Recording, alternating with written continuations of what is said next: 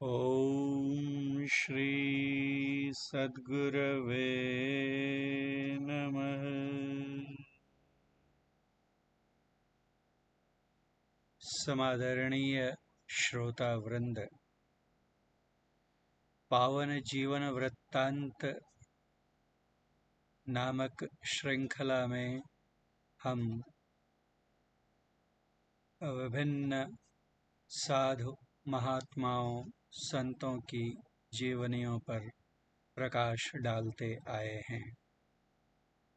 अभी कल ही पूरे विश्व में जैन धर्म के 24वें तीर्थंकर भगवान महावीर की जयंती मनाई गई।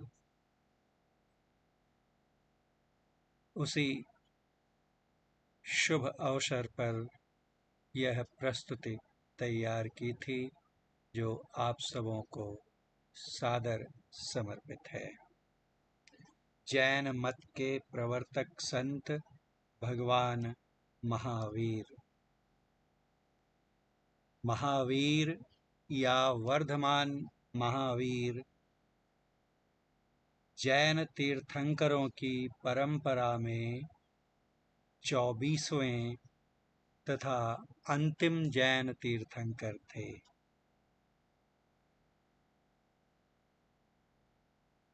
इस परंपरा में प्रथम तीर्थंकर भगवान ऋषभनाथ व ऋषभदेव जी को माना गया है। महावीर अहिंसा के मूर्तिमान प्रतीक थे।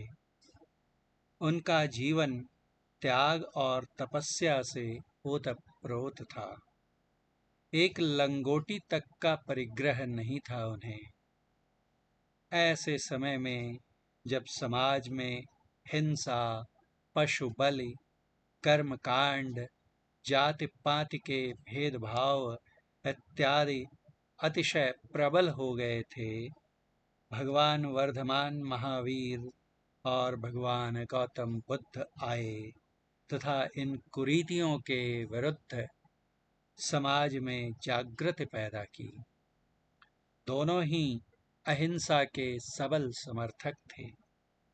भगवान महावीर एवं भगवान बुद्ध लगभग समकालीन थे। दोनों में भगवान महावीर अपेक्षाकृत उम्र में बड़े थे। दोनों के जीवन वृत्त में भी कई समानताएं पाई जाती हैं।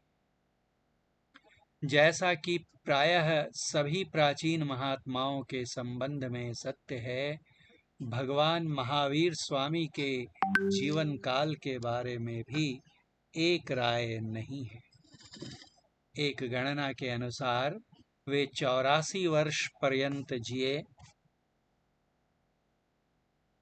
जिसके अनुकूल उनका जन्म 540 ईसा पूर्व से 443 ईसा पूर्व तक माना जाता है।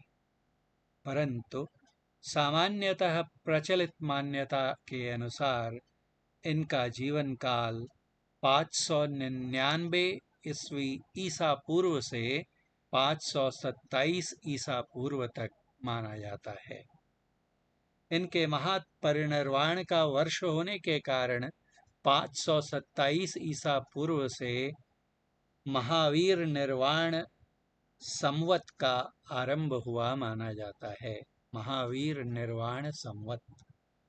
इनका जन्म इक्ष्वाकु वंश के क्षत्रिय राजा सिद्धार्थ और रानी त्रिशला, जो लिच्छवी गणतंत्र की परंपरा से के कुल से आती थीं, के यहाँ चैत्र मास के शुक्ल पक्ष के 13 अथवा त्रयोदशी के दिन हुआ था, जो अंग्रेजी महीने में मार्च या अप्रैल में पड़ता है। इनके माता पिता तीर्थंकर पार्श्वनाथ जी, जो जैन धर्म के 23वें तीर्थंकर थे, के अनुयायी थे, भक्त थे। जैन मतावलंबी भगवान महावीर के प्रकट दिन को महावीर जन्म कल्याणक के नाम से मनाते हैं। इनके जन्म स्थान के बारे में भी मतभिन्नता है। दिगंबर उत्तर पुराण के अनुसार इनका जन्म विदेह राज्य के कुंडलपुर में हुआ था, जबकि श्वेतांबर कल्प सूत्र के अनुकूल इनकी जन्मस्थली कुंदग्राम थी, जो बिहार में पटना के निकट नालंदा में है। श्वेतांबर परंपरा में इनके जन्म से संबंधित एक अतिशय रोचक प्रसंग का वर्णन आता है। ये सर्वप्रथम एक ब्राह्मणी महिला के गर्भ में आए थे। देवेंद्र के सेनानायक हरिनैगमेशन ने वहां से इनके भ्रूण को राजा सिद्धार्थ की धर्मपत्नी त्रिशला के गर्भ में स्थानांतरित कर दिया। इस तरह इसे सरोगेट मदर या सरोगेसी का प्रारंभ माना जा सकता है। यद्यपि दिगंबर परंपरा वाले इस आख्यान से सहमत नहीं हैं।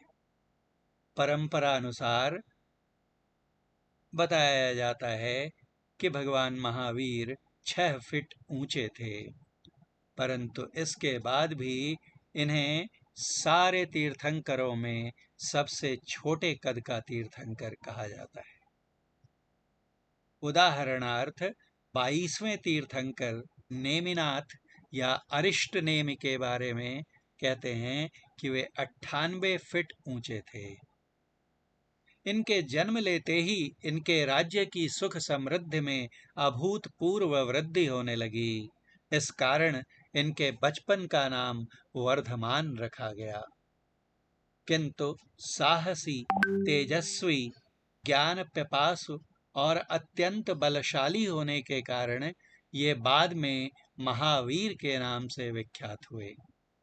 इन्होंने कठोर साधना कर संस्कृति चक्र पर आवागमन पर विजय प्राप्त की, इसलिए इन्हें जिन, जिसका अर्थ विजेता होता है, भी कहा गया। इस जिन अर्थात विजेता से ही जैन शब्द आया है।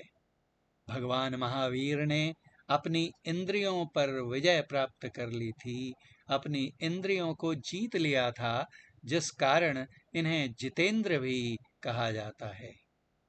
भव सागर से उत्तीर्ण करने, पार करने हेतु तीर्थ का निर्माण करने के कारण इन्हें तीर्थंकर भी कहा जाता है। किसी जल राशि को, जैसे कोई नदी हो, उसे पार करने के लिए जो रास्ता बनाते हैं उसे तीर्थ भी कहते हैं, और तीर्थ को करने वाले अर्थात बनाने वाले तीर्थंकर कहलाते हैं।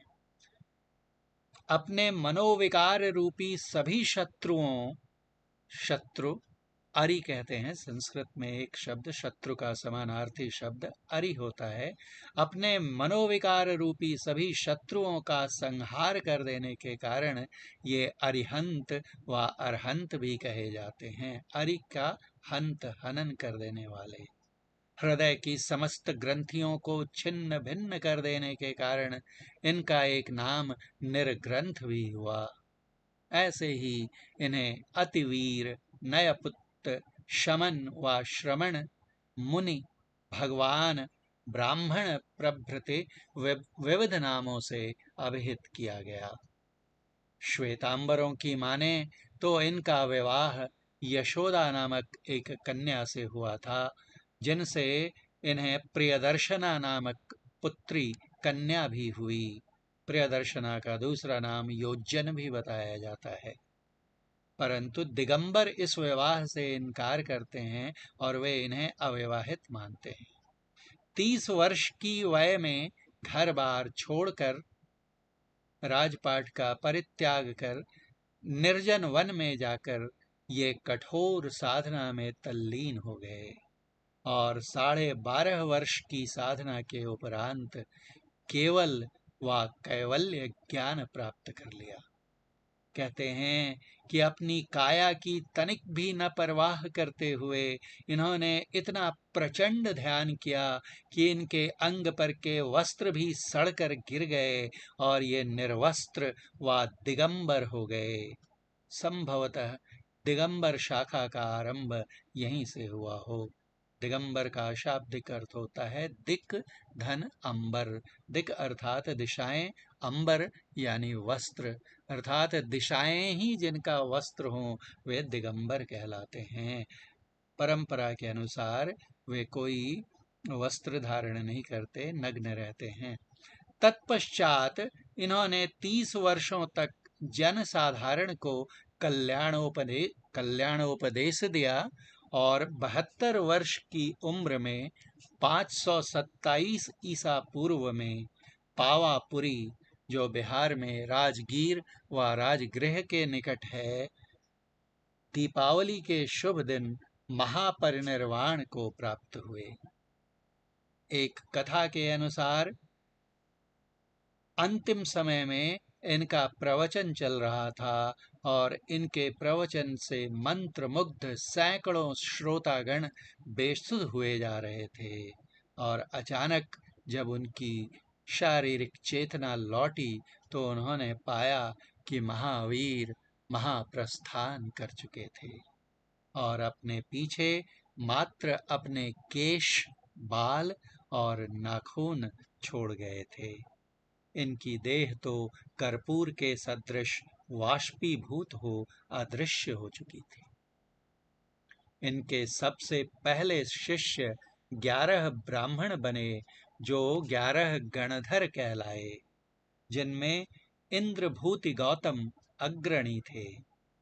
कल्पसूत्र के अनुसार इनके साथ 1400 साधु, 1400 साधु, 3600 साध्वियाँ, 1,59,000 श्रावक तथा 3,18,000 श्राविकाएं थीं। इनके मूर्धन्य शिष्य गणधर गौतम स्वामी ने इनके उपदेशों का संकलन किया, पर मगध साम्राज्य में आए भीषण दुर्भिक्ष के कारण, अकाल के कारण सभी मुनि यत्र तत्र बिखर गए और काफी समय के उपरांत एक बार पुनः जब इनकी शिक्षाओं को संकलित करने का प्रयास किया गया, तब तक श्वेतांबरों और दिगंबरों के बीच इतने गंभीर मतभेद उत्पन्न हो चुके थे कि कोई परस्पर सहमति न बन सकी और दोनों गुट अपने अपने अधूरे संकलनों के साथ ही आगे बढ़ गए। मानसिक शांति, आध्यात्मिक प्रगति, उन्नत पुनर्जन्म तथा अंततो गत्वा पूर्ण मोक्ष व बंधन मुक्ति हेतु जैन आगम, जैन ग्रंथ 5 महाव्रतों के अनुपालन पर बल देते हैं। यहाँ ध्यातव्य है कि जो इनमें श्रेष्ठ मुनि होते हैं, जो धर्म का पूर्ण कठोरता से अनुशासन के साथ पालन कर पाते हैं, वे महाव्रती होते हैं, अर्थात 5 महाव्रतों का अनुपालन करते हैं। जबकि निम्न श्रेणी के साधक जो एक साथ 5 महाव्रतों का पालन करने में असमर्थ होते हैं, वे उनमें से एक या कुछ व्रतों पर का पालन करने का प्रयास करते हैं, अतः उन्हें अनुव्रती कहा जाता है। अनुव्रत मतलब छोटा व्रत लेना। महाव्रत करने में असमर्थ लोग अनुव्रत का पालन करते हैं और करते करते वे भी महाव्रती हो जाते हैं। जैन आगमों में 5 महाव्रतों के अनुपालन पर बल दिया गया है। वे 5 महाव्रत हैं: सत्य, अहिंसा, अस्तेय व अचौर्य अर्थात चोरी नहीं करना, बिना किन्हीं की अनुमति के किन्हीं की वस्तु न ग्रहण करना, ब्रह्मचर्य एवं अपरिग्रह अर्थात आवश्यकता से अधिक संग्रह न करना।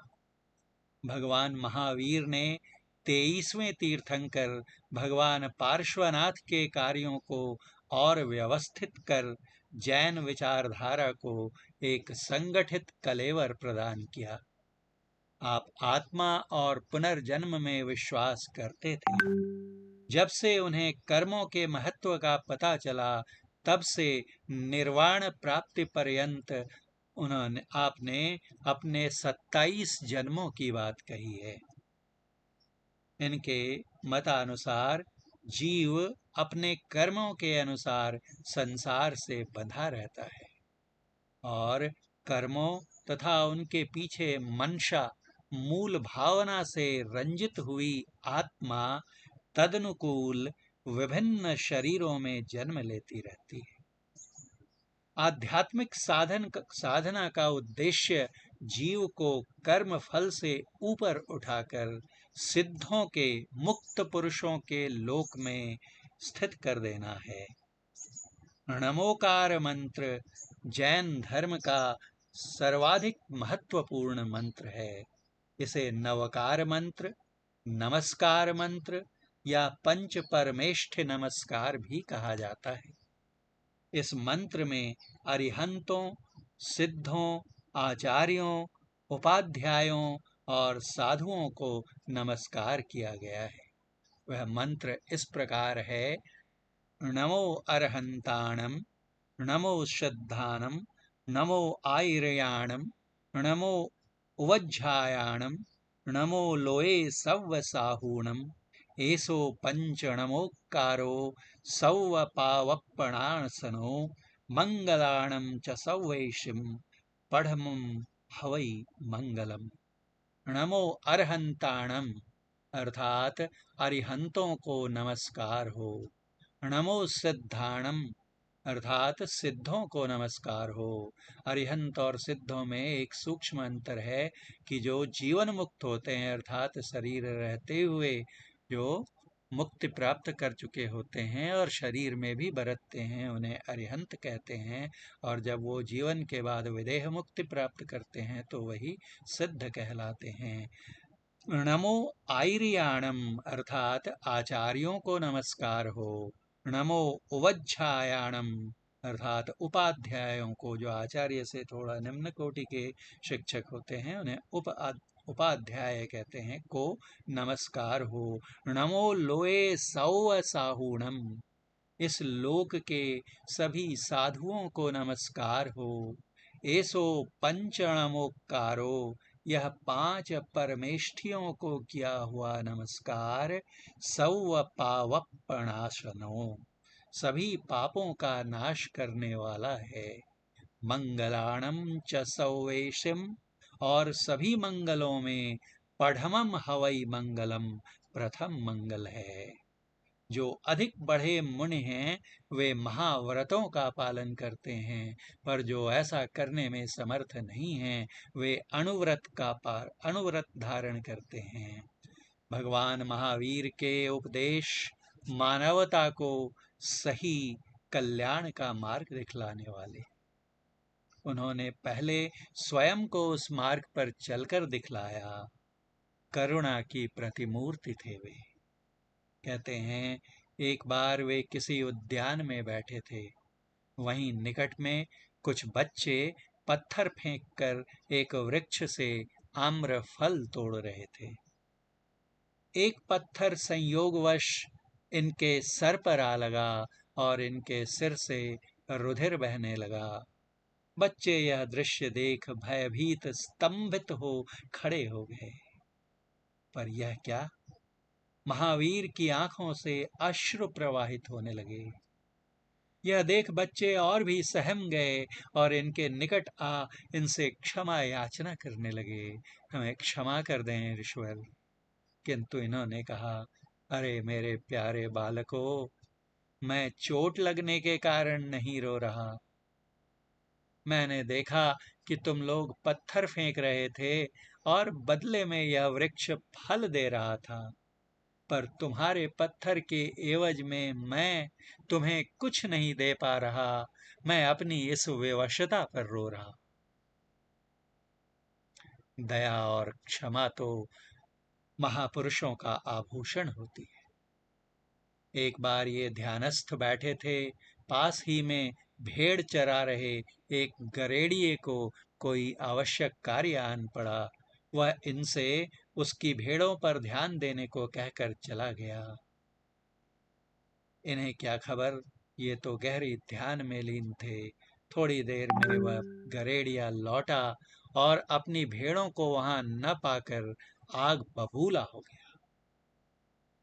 इन्हें आंखें बंद कर कर बैठे रहने को उसने इनका ढोंग समझा और अत्यंत क्रोध में आकर अपनी छड़ी इनके कान से ठूंसकर दूसरे कान से निकाल दी।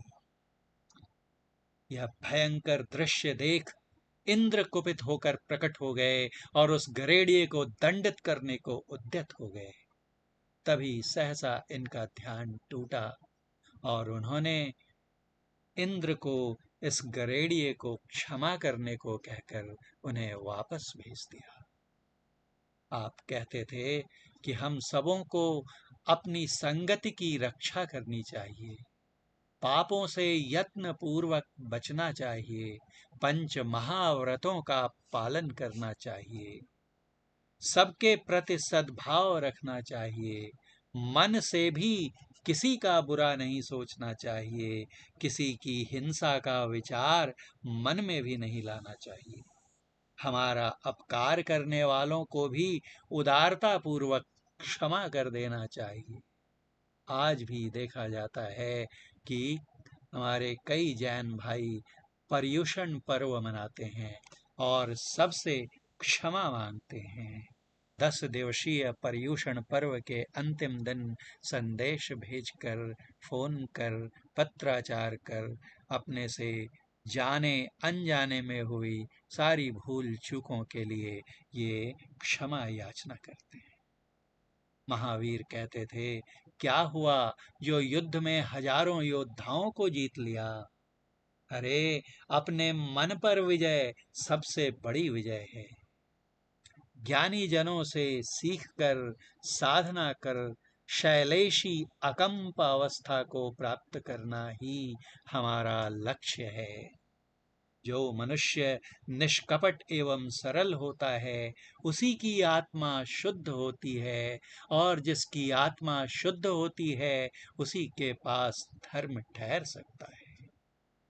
घी से सींची हुई अग्नि जिस प्रकार पूर्ण प्रकाश को पाती है, उसी प्रकार सरल शुद्ध साधक ही पूर्ण निर्वाण को प्राप्त होता है।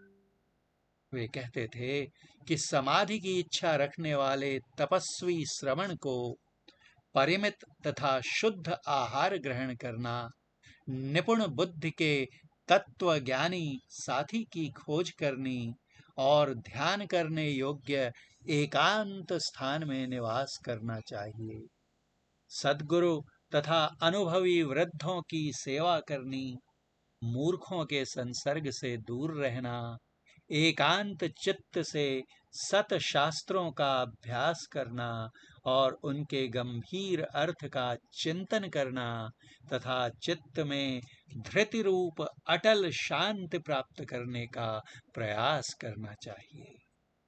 उनके अनुसार जो मुनि दीर्घ काल तक अप्रमत्त रूप से संयम धर्म का पालन करता है, वह शीघ्रातिशीघ्र मोक्ष पाता है।